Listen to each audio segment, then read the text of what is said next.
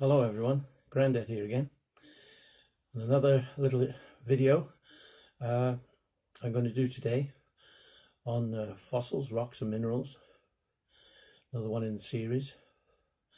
Now, it did dawn on me that people who are new to geology may be wondering how you go about finding areas to go and look for rocks. Now, it's not really all that difficult.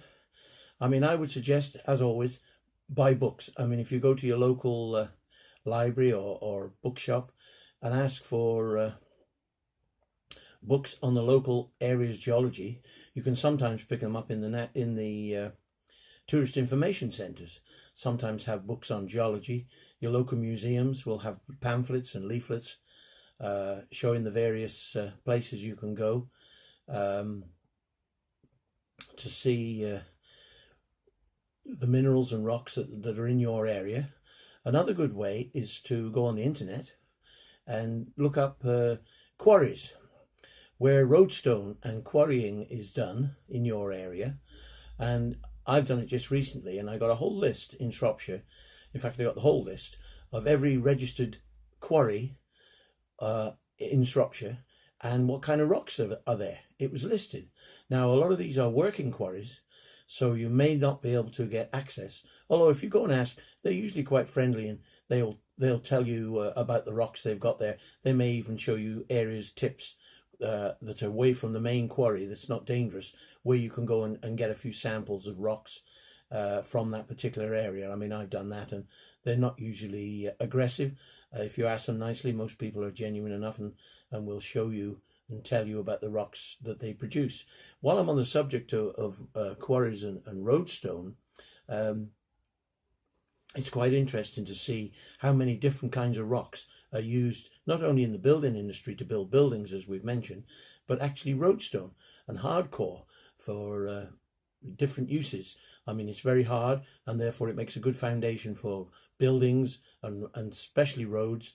And in Shropshire here, I don't know how far over the country it goes, but certainly in England there's a rock, a green rock that is produced quite close to where I live, called Crinoid, and I may show you a lump of that rock, and it's green, and it's used on roadstone and tarmac on roads nearly all over Shropshire, and certainly maybe farther afield than that.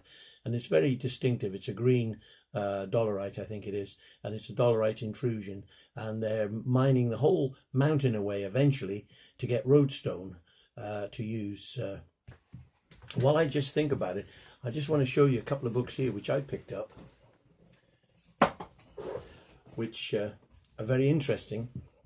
And now the problem with these two books is that this one's on British fossils. Now, both of these books are produced by the local council, I believe. Now, I have a feeling you can't get these books anymore. I think they're out of print, but you may pick them up in bookshops on sale. And this one is very interesting because it's on volcanoes. And this little book here, it's excellent because it explains very thoroughly all about volcanoes and the different kinds of rocks you can find, how volcanoes work and how they recycle the earth and produce different rocks. And I found this one really very interesting. Now, as I say, this book is probably out of print, but you can get another one, I'm sure, that's on the same subject. And this one, done by the same people, is Rocks and Fossils. And we're going to look at fossils mainly today. And this is an interesting book because it tells you all about the different periods and has some great pictures of fossils, some of which we're going to cover today in this little video. But that's a really good book, and it's on Shropshire mainly, and the Midlands, Dudley. We mentioned the Dudley bug, and there's various fossils that we'll go through, which I'm going to show you today. And another way is obviously Ordnance Survey maps. Not a road map, because that might not have all the details, but if you get an Ordnance Survey map of your local area and you look on it very carefully, you'll see all the mountains arranged, so you can see that if there's mountains, there are bound to be rocks, and on those rocky areas you'll see quarries are actually marked where people have dug into the ground for quarries. And very often those quarries, you'll see a little sign on it saying disused. In other words, it's a quarry that was perhaps dug just by a farmer or something into the rock for use around his farm, and then it's become disused. A lot of quarries on there, especially in my area, with not only rocks which are volcanic and volcanic ash and various dolerites and gabbros and different types of things, but you'll also get sandstones, and sandstones are very interesting. I mean, very often you're driving along the road and you see where they've cut through a sandstone cliff, and if you look very carefully, you can look at the shape of the sandstone in the rock and see whether it was laid down by water at the bottom of a sea, and therefore it'll sort of be layers and fine sandstone. And if it's been laid down there, as it has in Shropshire in many places, in a desert where you've got sand dunes, and you can even tell by looking at those cut-ins which way the wind was blowing at the time of those creation of those sand dunes. And those are very interesting, and those are on the side of the road. You can just pull over somewhere safe and go and have a look, and you can see how the bedding planes are, the shape, make a little drawing of the shape of the actual shape of the bedding, and you can determine whether that was laid down by wind or in the bottom of a sea. And if you've got a good magnifying glass, a microscope if possible, and look at the grains of the sand, you can actually tell whether that was water worn sand, because the grains will be rounded and smoothed off, and if they're sort of chunky and smashed and little bits and pieces, that would show that it was probably sand that was blown by the wind and smashed about, and therefore it's probably desert sand. And we've got several examples of that in Shropshire to look at. Another thing we have in Shropshire, which is probably occur all over the world, is in your local area they will have certain rocks which they call sort of indigenous to your particular area, and they'll give them a special name. I mean, the overall name might be it might be Silurian rock, but they'll actually give it a local name. And just to give you an example, there's an area in my locality called Alba, and there they've got a nice brecciated rock. Now, a brecciated rock is a rock that's sort of been reconstituted. It's a bit like concrete, but the ingredients aren't sand, gravel and cement. It's actually different types of minerals, which are sandstones and limestones and various bits of other minerals.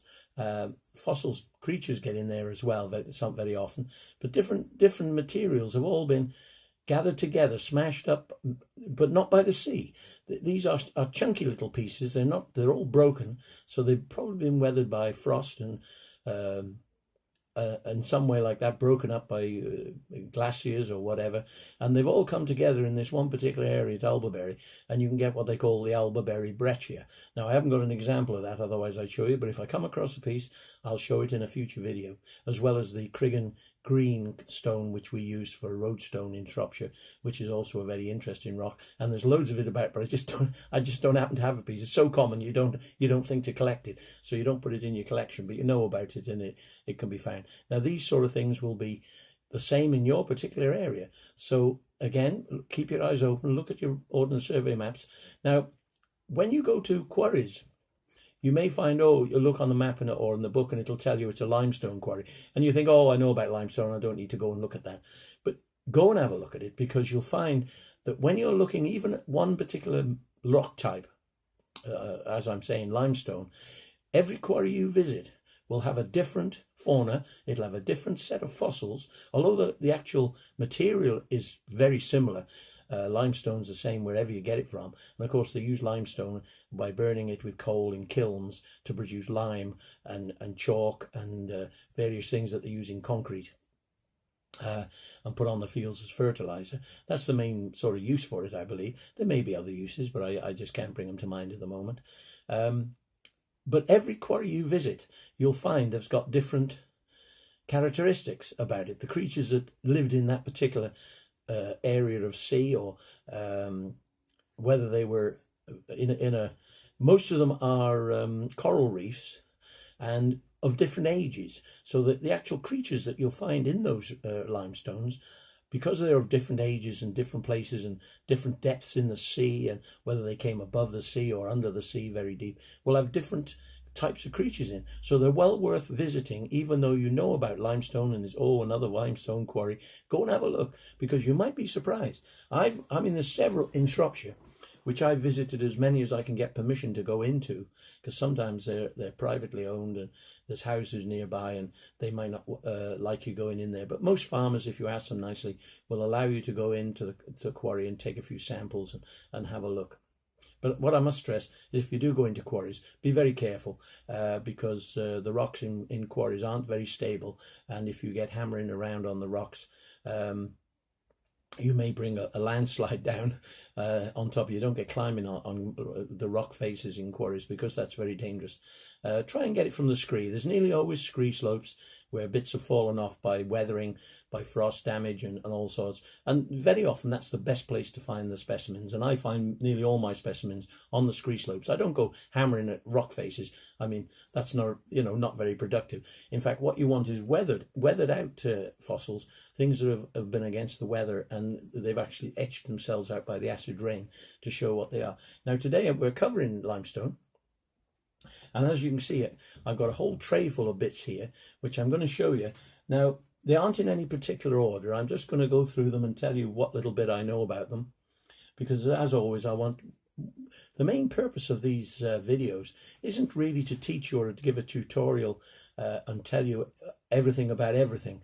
I don't know everything, but that isn't the purpose. What my purpose of my videos are, to show you the things I've got and what I know about them, but it's to inspire you to think, well, there's something interesting here, maybe I'll get into it. And then you've got to study it for yourself. I'm big emphasis on finding out for yourself. Study it, go on the internet, look books and find out for yourself.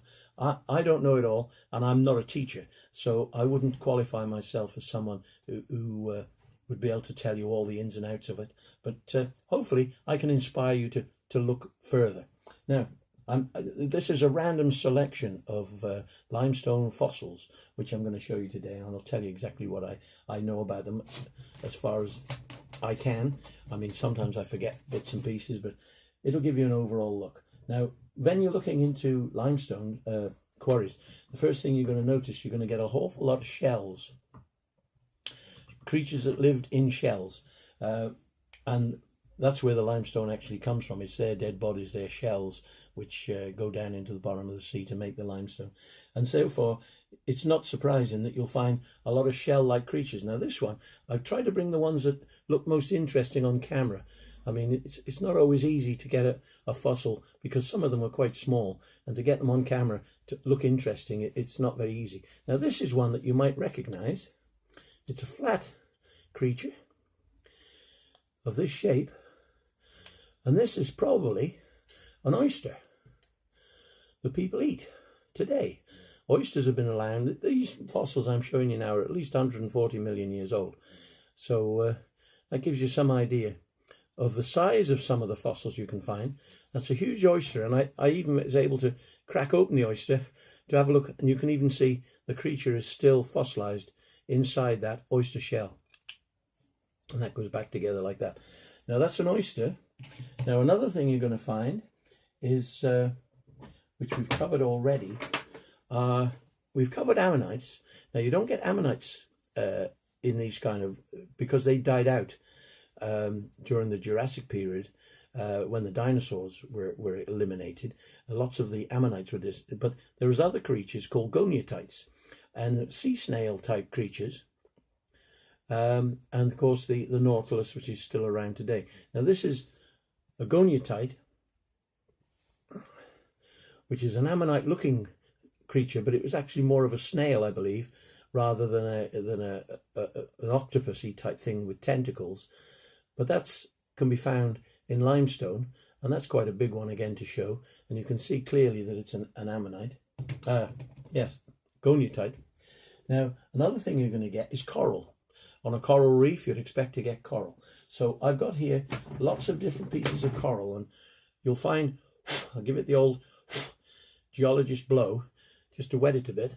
Now this coral, you can recognize it as a coral, because corals today, they haven't changed really. Corals of many millions of years ago look the very same as they do today. So that's a piece of coral that's embedded into that limestone rock. And I've got several examples of that. Got another one here. This one is a lump of limestone. And if you look in the middle, there's a wormy type creature in the middle there. Now that is actually a crinoid. Now everybody likes to look in rocks for crinoids, but you're going to find stems. This is the stem of the crinoid.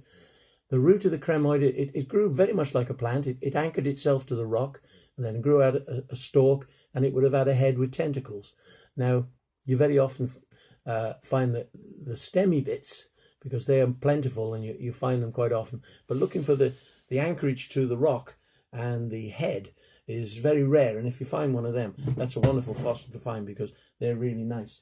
Now, apart from that, you've got other types of coral which weren't leggy, branchy type corals, but they were actually buns. They look like a bun, and this is one of them. And as you can see, I'm hoping you can see on the surface, I'm not quite sure where the light's best. I'll try and bring the light over there, whether that'll show it anymore. But if you look on the surface of this coral, I mean, it was growing that way up, a bit like a mushroom. This side it was bedded on the seabed, and then it's got all fan-like protrusions coming out, and then on the top it's like a honeycomb. You've got a honeycomb sort of situation going on there, and that's quite pretty. Now, what us geologists, as I call myself, like to do is to cut through, because surprisingly enough, the shape is there on the surface, but when you cut it through, you can see the internal. And if you look there, you really got the honeycomb shape. This is a coral of the Jurassic period. It's a little bit older than the ones I'm showing you, but the reason I brought this is because it's been sectioned. That's what we call it when we cut it through. We've sectioned it, and you can see on there the beautiful honeycomb interior of a coral. Now another one I've got, let's see, there's another assemblage. You'll get corals on mats, bunches like this. Now these are stem-like corals. They're not crinoids, but they're stemmy, sort of long cylindrical corals that have grown up out of the rock, and now they've obviously died, they've fallen over, and they're embedded in the rock there. Now another one you'll get is a flat, which looks like a cabbagey type array, and these would have been like petals on a coral, layer by layer by layer. So I don't think it's a stromatolite. I think it's another type of coral. I think, but I'm not sure whether that's the underside, because I'm looking at it now and I can see bubbly bits on this other side. So maybe that's the underside, and it grew up this way, and I just can't see the honeycomb effect. Now you get others which are what we call solitary corals, and there's one here. This is what they call a solitary coral, which grew up layer by layer from down here on a root, and it got bigger, a bit like a mushroom, and it's got all the segments all around the bottom here of the coral. And this would be the top, and it's got the same characteristics, the bubbly appearance going all around there. And that's quite a nice solitary coral. And there's another couple here which are bubbly little bits, corals, but they build up in layers and layers and layers going up. And that's another stem of one. Now again, we cut through these very often, and I've got here, I thought, there's a piece of one of those stems which I've cut through. If I give it a lick, it's been polished. But again, if you look on there, you may be able to see the internal structure of the coral stem of one of these solitary corals, which has been cut through, and shows the internal formation. The outside doesn't look much, but you can see how lovely it looks inside. That's the inside of a coral. Now, I'm not even sure what this is, I brought it in because it looked interesting and it might show up on camera. But that's an interesting fossil. Again, it might be a solitary coral. One thing but I couldn't find, which I'm a bit annoyed about, I wanted to bring in and show you, are sponges. That's another thing you find in the sea, and I've got one or two examples of sponges which I just couldn't lay my hands on. So again, if I come across them, we may introduce them into another video just as a catch-up. I may mention it again. But that's maybe a solitary coral or something. I don't think it's a sponge. Another one, which is quite interesting because of its texture. This was like a ribbon type structure. It grew in sort of long flowing ribbons and waving about. And this is what we call chain coral. Because if you look, I don't know whether you'll see it on camera, but when you look at the very edge of these segments, they've joined together with little rings, just like a chain. And it looks for all the world like a chain. There's another example of it on the backside there. And they call this chain coral because of that chain looking effect that it has. I don't know how well it's picking up on camera. I hope it is. I'm just praying that this camera is working really good to see these corals, because they are quite beautiful, but sometimes these things don't always show up well on camera. Now, obviously in the sea you get seashells, and they're known as brachiopods or bivalves, and in the limestone in Shropshire you get lots of these little shells. Now I've got a couple of small ones here. Again, I don't know how well they're going to show up, but those are just like seashells that you'll pick up off the shore today, winkles, and they're very pretty, but they're tiny, so they don't show up too well. But they're exactly the same as you'll pick up off a beach today. They haven't changed at all. And I've got another type there that's a little bit bigger, may show up a little bit more. But these are brachiopods or bivalves because they had two shells which open and close to make a bivalve. I'm sorry about that. I had a message come through there. I'm sorry about that noise. It's a bit of a nuisance that when you're filming, you get these noises come on your phone, and then it's on the video. So that's a bit of a pity. But I'm sorry about that. And there's another one, another little seashell. And these can all be identified. You can get charts and books that'll tell you. I'll show you that book again in a minute, and it'll show you all the names of all these. I'm not going into any technical details about the names really too much, because I don't want to make these videos too boring for people who don't want to look at them. I'll tell you the names if I know what they are. This is quite an interesting one, and it's quite big. And this is interesting from two reasons. This is a little bivalve, and how it was. Oh no, we got another message. Sorry about that.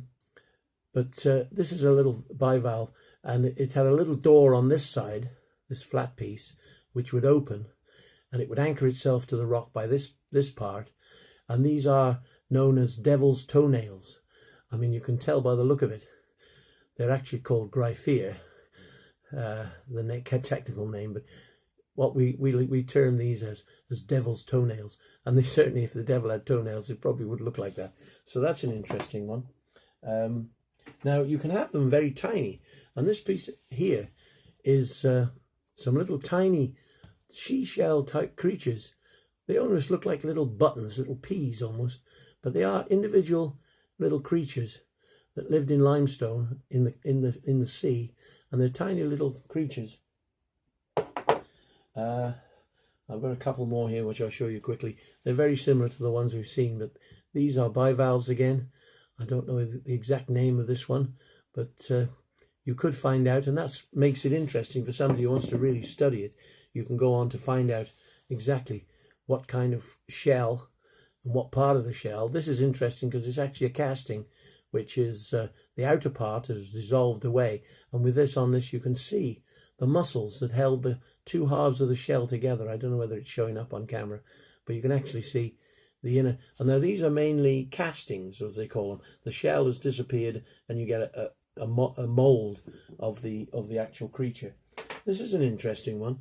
It's not an ammonite. It's not a goniatite. It's somewhere in between. It may be a transition one, and it's not a ammonite either.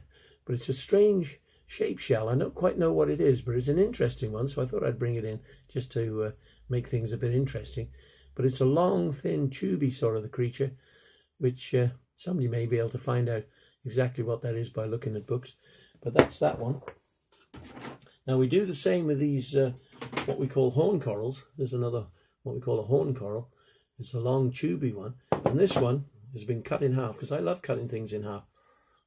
Excuse me licking my stones, but I that's the only way to get them to show up. But inside, when it's sawn through and polished, I mean, it's better to polish them than wet them like I'm doing, but it gives you the same sort of effect for a few seconds before it dries out. But you can see the internal structure of this coral. It's quite pretty on the outside as well, this particular one. But they call those horn corals because they grew like a long horn shape. And there's another little one there that I brought in.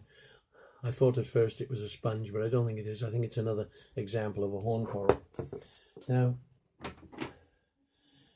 one of the quarries near Oswestry where I live, because most of these other ones came from different quarries, and they had different marine creatures living in them. Now, the one at Oswestry here is quite interesting because it has a different type of creature, and this is one of it's a shell. I mean, it's a shell-like creature, but this one is quite big, and unfortunately, the ears or the two ends of it are missing. Now, I've got here another one, which is actually a casting I made myself from a rock which had one of these types of creatures in it, and I made a casting of it. So this isn't a real fossil. This is a casting I made. But on this one, you can see the similar shape, the dome shape of the shell, and it's got one of the ears on it, what I call the ears. It would have had another one on this side, and these are called giant productus. It's a productus, and again, you can see all the internal structure of these shells. So that different quarries you go to, as I wanted to emphasize, will have different types of corals in them. This is another coral, another stem-like coral, mushroomy type thing. And this hasn't only got one main part, which is growing up, but it's got little bits on the side here, little side shoots. So as it grew on the seabed, it sprouted out in all sorts of directions. And that's another coral. Now, we mentioned crinoids, and I've got a piece here with quite a nice long, hope it's going to show up, crinoid stem. Unfortunately, I wasn't able to find a head or a tail. Well, not the tail, but the root of the crinoid to be able to show you. But I'll try and find one in the book in a minute and see if we can see it. And then, of course, we've got beds here with lumps of coral sticking out of them. On that one, there's a bivalve of some sort, a brachiopod, stuck in there, and a coral growing on the side of it. And that shows that this was a coral reef, and you were able to see the corals there. Now, this is another death assemblage. I don't think there's anything that we haven't already shown on that one, so it's not terribly interesting, but you'll find lumps like this all over the place, and they've got various bits and pieces in there. Here's another goniatite. As you can see, he's curling away there into this rock, and you can show it up. You can see he's curling away just there. He's inside the rock. You could go on and dig him out a bit further, but it's best to let the natural weather. If you try and dig them out, they don't really look very good. But if you let them weather, if you just leave these rocks in an open space on a shed roof or somewhere out of the way where you don't really need them, and just let the acid rain eat away at them, and they will gradually expose these corals by natural erosion. And here's another one that I've cut through. Just give it a wet, just to show you the internal structure is very pretty. It's very, very often worthwhile getting a saw or tile cutter or something, or a diamond saw if you can afford one, to cut through and look at the internal structure of these fossils. And I've got another one there. I'm just trying to find something more interesting. This is another death assemblage, and it shows another crinoid going up there. Now these crinoids had the stems in different shapes. Some were round like this one, and others were star-shaped. So when you find they look like funny little nuts that have all fell apart, because these will fall apart in pieces sometimes, and you'll see them on a rock, and they look like somebody's dropped a load of nuts and bolts all over the place, and that's how you can tell they're bits of crinoid stem. We've looked at that one. That's another crinoid curling its way around that rock. I don't know how well that one will show up, but it looks like a worm, but in actual fact it's a piece of crinoid stem which is curling round. It looks a bit like a backbone of something, but I think it's almost certainly a crinoid that's draped itself as it died. It's draped itself around there, and you can see it. Now I think I've gone through all my pile of rocks here, and I've shown you examples of all of them. But what I say is, if you can find, especially if you come to Shropshire, you can find this book. Now in there you can see it's got on the front cover all the fossils, Ammonites, trilobites, ferns and seashells. And inside it gives you all the places and very good illustrations. There's some very good illustrations in this book. And I can't believe that they've stopped producing this book, because it's very good. There's the living creature of today, the Nautilus, and this is related to the Ammonite and the Goniatite, which we looked at, and that's the creature that lives today, which you can compare. There are one or two horseshoe crabs which are related to they believe, because they've got an exoskeleton, they think they're sort of related to the trilobites. Now, as I said before, everywhere you go will have a slightly different fauna and flora. So it isn't surprising that years ago, different places, and this one is a place called Bulth, and they have different kinds of fossils there. These are mainly trilobites, but they do have shells and bivalves. And this is, I wanted to show you this one because this shows you a good picture of a crinoid. I'll try and get it on camera nicely. If you look at that, you can see there's a crinoid on there, and on that you can see the root down at the bottom here. That's where it was anchored to the seabed. Then you've got the stem going up, and then the head on the top. And that's a beautiful, I wish I could find a specimen like that. That'd be wonderful to find. But that's a crinoid. And you've got lots of pictures here of different corals, which I've already shown you. There's the chain coral and the other type of coral there. Gives you all the names of them. And that's a crinoid there on that one. Beautiful picture of a crinoid. Whoops, everything's falling about. Beautiful picture there of a crinoid head. And I wish I could find one just like that. That's really good. But the thing about this book, that's Dudley. This man we called about the wren's nest in Dudley. This is what you'll find if you can get to go there, but I think it's pretty well played out now, so you're not going to find that. And then it goes on to show fish and various bivalves, and then it goes on to ferns and things in the Jurassic period, and it tells you where they're found. And there's more crinoids and seashells and things like that. We didn't mention belemnites. I have got belemnites, but I didn't bring them in. But those are belemnites, which are the main body of a sea creature, a bit like cuttlefish, and they were the main bone inside the creature, and that has been preserved and found in fossils. That's from Lyme Regis.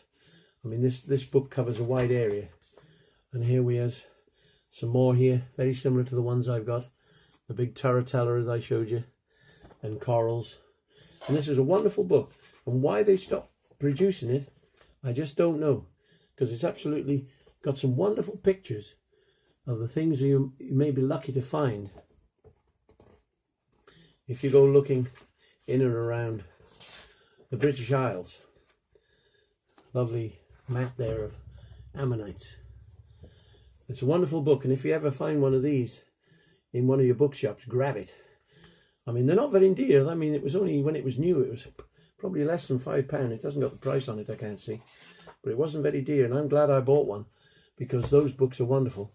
And if you can get your hands on them, do, because they're well worth a look.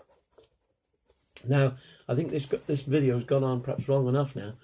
But what I'll say is, make sure you check your maps, find out about your local quarries, get permission, go and have a look.